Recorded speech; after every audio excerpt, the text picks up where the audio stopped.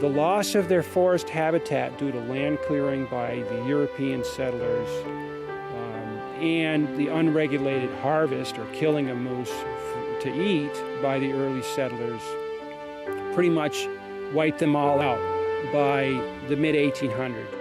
So we say they weren't extinct as a species, of course, but from the state of Vermont, they were extirpated. There were no more moose living here. And it wasn't really until the mid-1900s that Vermonters once again started seeing moose. And then over the course of about a 100-year period, they've slowly recolonized all of their former habitats. Their population increased in Maine, then spread to New Hampshire, south into Massachusetts and Vermont.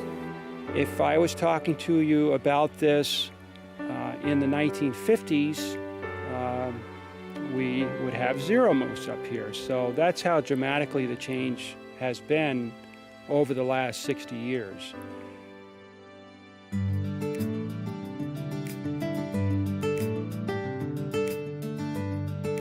the time we got back out of here, there's no way to get out that way. Cedric Alexander from Vermont Fish and Wildlife shows us where we'll be exploring moose habitat. It's a 132,000-acre management area for moose in Vermont's famous Northeast Kingdom. We are physically standing on the northern rim of the Nulhegan Basin, which is the largest boreal basin in the state of Vermont. And we're really in the heart of prime moose range here in the state of Vermont. So we just stopped here on the Lewis Pond Road just to show the indentation made by these heavy animals, even on a hard-packed gravel road. In the summertime, and you can see the pointed two halves of the hoofs, and it's typical to see this on dirt roads in moose country where they travel down the roads for a ways and leave their mark, even though it's fairly hard packed. Just another sign of that you're in moose country. In the Lake Champlain Basin, moose are found in the Green Mountains and the eastern Adirondacks, where forest meets wetland. But the densest population of moose is in northeastern Vermont. There was enough moose around here, you'd have a good probability of seeing one when they come down to visit these roadside salt licks, which is where all the road salt that's applied in the wintertime by V-Trans runs off and percolates into the soil.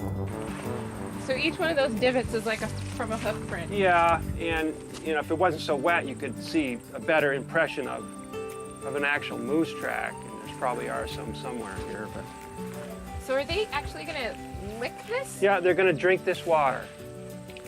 The water has got the salt solution in it, so they're just going to drink it. And if it happened to be a drier site, this site usually stays pretty wet. But some of the moose salt licks or wallows do dry out. They'll actually ingest the dirt because the salt's still in there. Moose take advantage of different habitats seasonally in search of food and shelter. In a way, they migrate from valleys in the summer to higher elevations in the winter. Moose would love to hang out in this habitat behind me.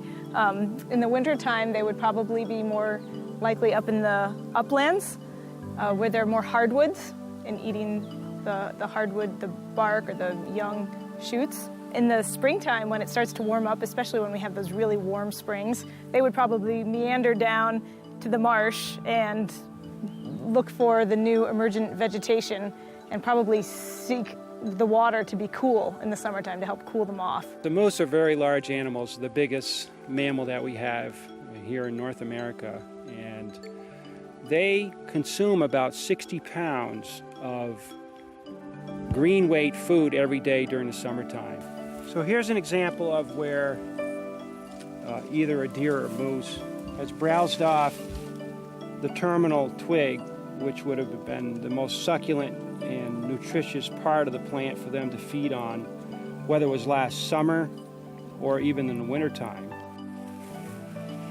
So instead of looking like the spruce next to me, it has this section that's totally void of branches, and it's higher than I can reach. And you can see a pretty big diameter. Even the branch above that has been browsed. That one, this is moose browsing, and they've stripped everything that was available to them within their reach, basically. Well, moose stand 6 feet at their shoulder, and I'm 5'1", so a moose's shoulder would be about here, and then their head goes up from there. So they're quite large.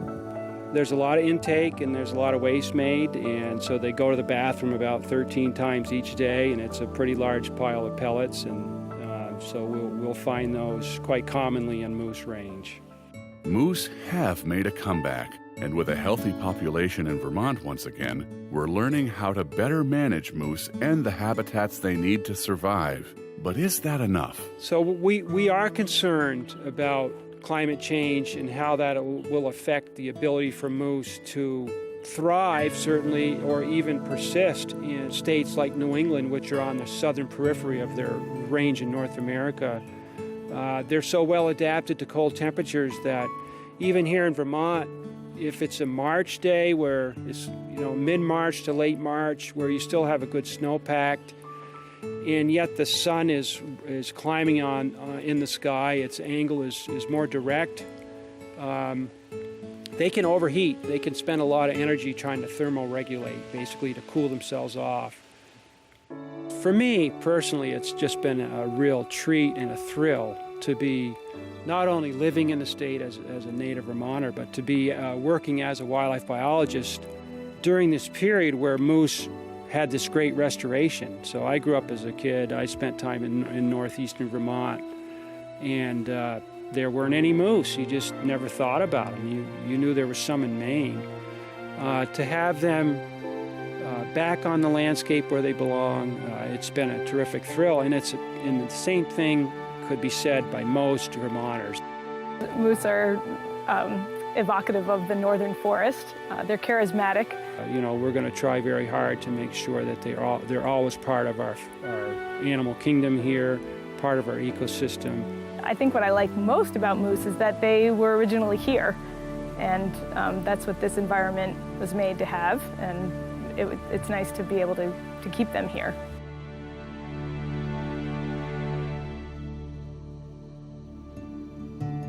Now that you've heard the story of moose in Vermont, what do you think you can do?